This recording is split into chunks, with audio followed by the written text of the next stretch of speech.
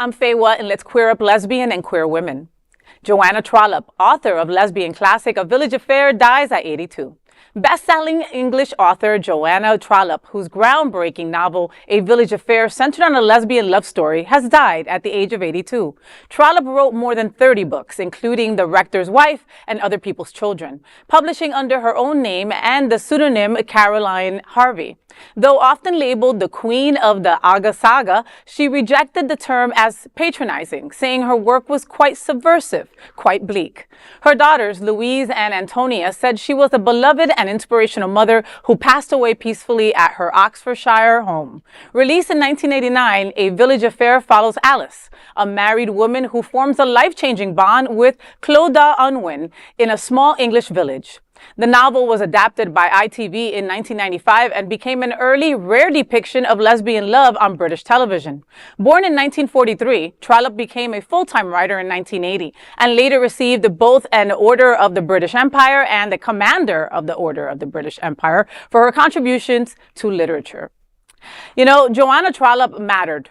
Plain and simple, right? A Village Affair gave lesbian love a quiet human dignity at a time when we barely existed on any screen. So that kind of storytelling saved lives, you know, including all of ours. Her legacy proves representation doesn't need spectacle to be revolutionary. Sometimes it just needs to be honest, like she was. And some of her pictures from back in the day, she could get it. She was beautiful. Absolutely. I love this. You had to go there, didn't you? I had to. I had to, because, you know, I've You're always a woman been who me. wrote all these stories, and it's all about how It's all about me and how she looked. I'm sorry. Well, let me tell you, 1989, I went off to nursing school, went off to college, actually, and headed towards nursing school. It was one of the first gay books that I actually could get access to. Because Wow. I went to in Texas, you know, very conservative. So I went to a private Christian, highly conservative high school in Austin. And so this was one of the first books. It was beautiful. I was big into the whole London, UK thing, England thing. And I love the story. I love the characters. I love English countryside and gardens. I grew up on a farm, so I loved the whole garden aspect of it. But it was truly a beautiful novel. So when this story came up, it really just kind of reminded me of a point in my life that it was a sense of freedom for me to be off at college and to be reading queer literature that I didn't have access to. Yeah. And so it meant a lot. It was nice to see this story. Yeah, I'd love to learn more about her life. You know, how she got to where she was.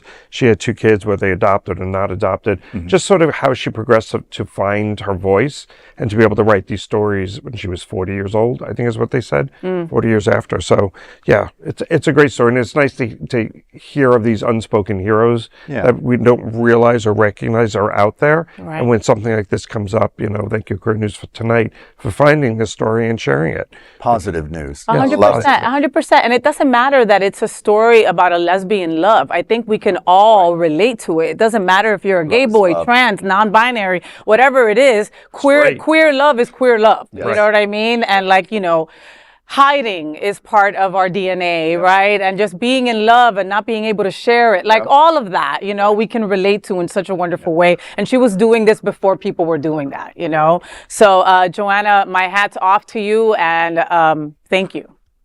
There is no other queer nonprofit media platform like this in the entire world. Support our LGBTQ stories by sharing them and subscribing to Queer News Tonight.